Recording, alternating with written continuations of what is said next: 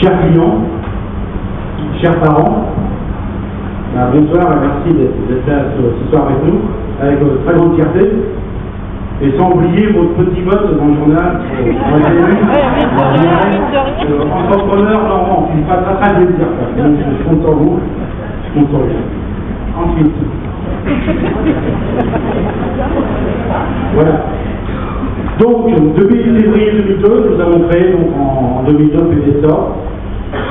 La petite histoire remonte, j'étais tout seul, dans un petit bureau sans bord. Je pense qu'il ne faisait pas 10 mètres carrés, ce bureau-là, 9 mètres carrés. Je ne sais pas où j'allais, je ne sais pas où j'allais. Mais j'y croyais.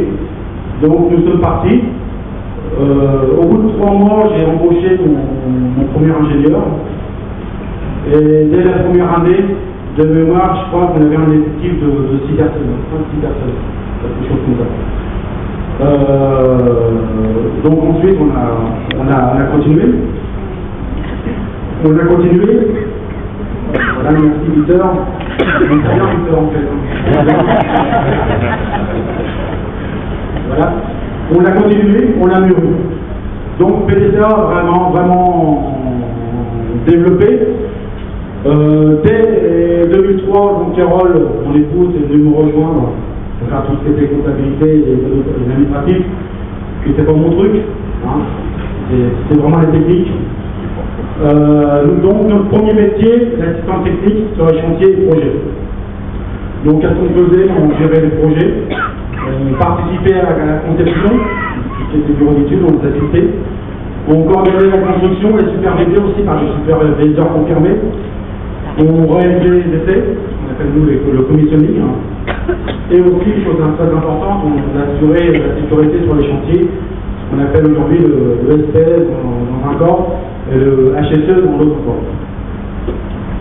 Donc, merci Victor. Là, un graphique très important, c'est l'évolution du chiffre d'affaires de PDSA. Là, je parle bien de PDSA. À l'époque, on n'avait que PDSA. Donc, en 2002, de mémoire, on n'a pas fait 150 000 euros de chiffre d'affaires. Et en 2007, on a fait 3,3 millions d'euros. Hein. Donc, énorme progression. Donc ça s'est pas fait tout seul. On a eu beaucoup de chance sur la place de Havre d'avoir un projet qui s'appelle le projet DHC à Gontreville, chez un grand dealer. Là, moi j'ai eu la chance, un peu d'État a eu la chance de signer un partenariat avec l'ingénierie technique. Une étude de moteur et technique pendant 2 ans, on a conduit à peu près 40 personnes. À temps complet sur ce projet-là. Chose très importante, ce qu'il faut savoir aussi sur les 40 personnes qu'on a embauchées, donc à peu près 50% des gens démarraient dans la vie active et sûrement 50% des restants étaient des confirmés. Quand je refaisais ce graphique-là il y a très peu de temps, pour info, grâce à ce projet-là, aujourd'hui sur les 40 personnes, aucune est sur la bonne chose. Ils sont tous en boulot. C'est vrai pour chez nous, on les a lancés. Plus d'un sont embauchés chez Technique, Total, ces gens-là, et d'autres chez nos confrères, et puis d'autres chez nous, qui sont restés chez nous. Donc, projet très, très important. Ensuite, on a ce qu'on appelle, après 2006, fin 2006, on a l'après DHC. Sarah, mes concurrents, me disait il va se planter, c'est après le DHC, il va se planter. Enfin, bref, on a entendu, je ne sais pas combien de fois.